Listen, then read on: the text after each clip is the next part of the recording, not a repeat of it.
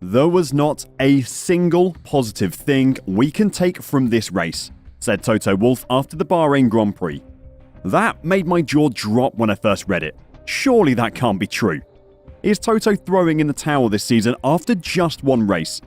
Has he really got no faith in his engineers to improve the car?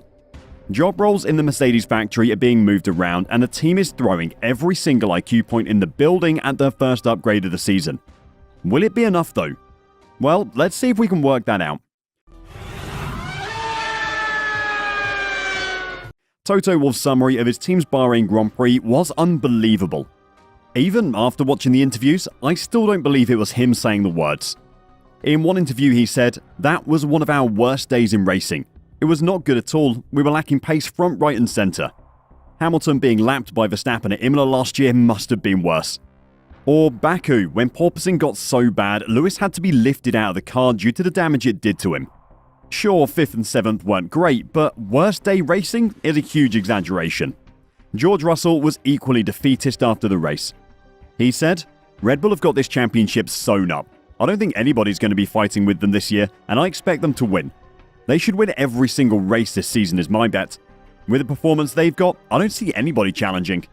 Surprisingly, it was Lewis Hamilton who was the most positive after the race. "The Ferraris were just quicker than us today. We're the fourth fastest team. We were close for a second and then just couldn't hold on to him," he said. Sure, he isn't singing the team's praises, but at least his comments aren't quite as morale-sapping as Toto and George's. Before we talk about the secret weapon they're going to use to turn their season around, let's just assess the state of the Mercedes team right now. No speculation about what could have happened or what will happen, just the pure facts and what needs to be done to improve the car to a point it can challenge for race wins. They qualified 6th and 7th in Bahrain, behind Red Bull, Ferrari and Alonso. Lewis said he got everything he could out of the car in Bahrain, so let's assume that that's as good as it gets for Mercedes. George, who was the quicker of the Mercs over one lap, was 0.632 seconds off Max Verstappen's pole position time. That is a big gap, but it isn't unassailable over the course of a season, especially considering how limited Red Bull's development is this year. It was in the actual race that Mercedes' worries were on show. Lewis Hamilton, the first of the two drivers to cross the line, did so 50.977 seconds after Max Verstappen. Over the course of the 57-lap race, that means Mercedes were 0.894 seconds a lap slower than Red Bull. That is a huge amount of time to find. The bad news doesn't end there either. Once Red Bull were running in first and second and had a reasonable lead over Charles Leclerc, which was around lap 30, they started telling both drivers to lap 0.7 seconds slower than they thought they needed to pre-race to maintain a lead. That means that the Red Bull team were confident they could have gone 0.7 seconds a lap faster than they actually did during the race and still managed their tyres to get them to win. So on race pace, Mercedes could actually be around a second and a half a lap slower than Red Bull. We won't know for sure until someone actually pushes Red Bull and we see what they really have left in the tank. Mercedes might be able to close that qualifying gap of 0.632 seconds, but finding a second and a half a lap in race trim is pretty much impossible. So why are Mercedes so far behind Red Bull in the race? Problems with cars in Formula 1 can normally be attributed to one of two words: downforce or drag. You want to get as much downforce as possible with as little drag as possible. Less drag means you accelerate faster and achieve higher top speeds. More downforce means you can corner quicker and your tyres last longer. Hamilton was the 4th fastest through the speed trap in qualifying and 6th fastest over the finish line, so we can assume that their drag is nice and low, so that isn't the problem. The issue is that they have no downforce. If they try to corner quickly, their tyres slide because there isn't enough downforce to stick them to the road.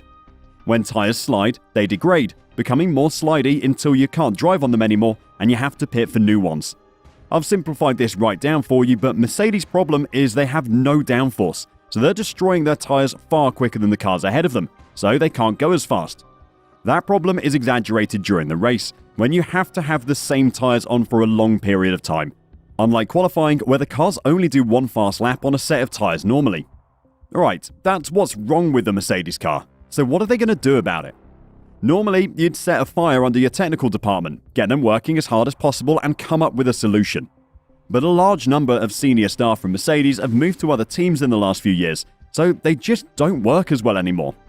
Instead, Mercedes are going to bring in a secret weapon by giving one of their most senior members of staff a demotion and force him to get his hands dirty again. The team's technical staff, led by Mike Elliott, have not been able to do their jobs.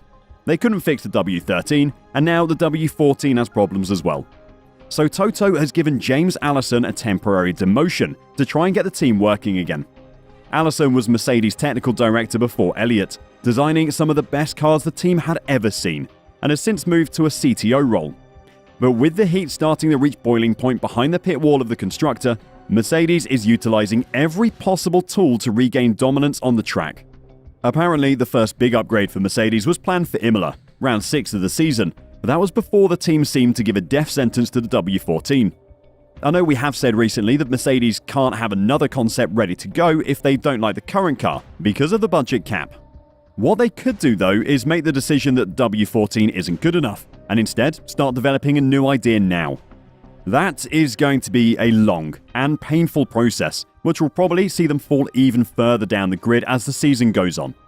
It could mean no more upgrades for the W14 until the W14B is ready, and that could easily take the rest of the season. Ted Kravitz spoke about the reality of Mercedes' situation and what it means for the team. Why is it then that Toto calls it one of the worst days in racing, said Kravitz. I think it's because the reality has struck. They know where they are now, there's no messing around. There's no more talking about fuel levels or anything like that. This car has not worked. They give it one more chance, and already, Toto is calling it a day after one day. That does explain why Toto called it his worst day. This car is the culmination of this winter's development, last year's development, and at least a year of development before that as well. You're talking about at least 2.5 years of work that needs throwing in the bin. That's gotta hurt, but it's the technical department that I feel sorry for the most. They've had their names dragged through the dirt by the public faces of the team. It must be hard to sit at home and watch Toto tell the world you've done an awful job for the last 2.5 years. Toto has called for the team to make radical changes to the car to get competitive again. So radical, Wolff said, that Mercedes could learn something from Aston Martin with their AMR 23. While the car has at times been billed as a green Red Bull, it is powered by Mercedes and has the same pull rod suspension layout that is a signature feature of Mercedes. The gearbox is also supplied by Mercedes. I think it's just radical, Wolff said of the 2023 Aston Martin. As I said, they deserve to be where they are because they did a fantastic job. The good news for us is there is a lot of Mercedes in there, so we know exactly where to pinpoint it. I'm pretty sure it was Toto saying during the preseason that Mercedes would never copy another team. Maybe we'll see a black Aston Martin on the grid later this year. But while Sunday's result was by no means what the team or drivers wanted, Hamilton offered words of encouragement as he crossed the line. The Briton told the team that he believed in them and their ability to fight back. This is the kind of leadership the team needs, not the defeatism being peddled by Toto Wolff, a team principal that's never been in this position in Formula 1. He joined Mercedes at the start of 2013, pretty much brand new to the F1 world, and got his feet under the table. Then, from the next season, they won everything available. Now, the going has gotten tough though. The cracks in that incredible Austrian physique are starting to show. The clips of him losing his mind at the other team principals in the most recent season of Drive to Survive were even more embarrassing than I expected. He lost a lot of respect from the rest of the team principals that day. You could see it in how they responded. His negativity is not going to get Mercedes out of the hole they are in, and it might be the thing that finally makes Lewis Hamilton retire. I hope he is praying, because his secret weapon, James Allison, needs to work miracles, or people are going to start asking questions of Toto's credentials. Do you think James Allison can turn the team around? Will Toto change his tune and bring some positivity back to the team? Let us know your thoughts in the comments down below, and while you're down there, hit that subscribe button to keep up to date with everything happening in F1. Until next time, drive safe and bye for now.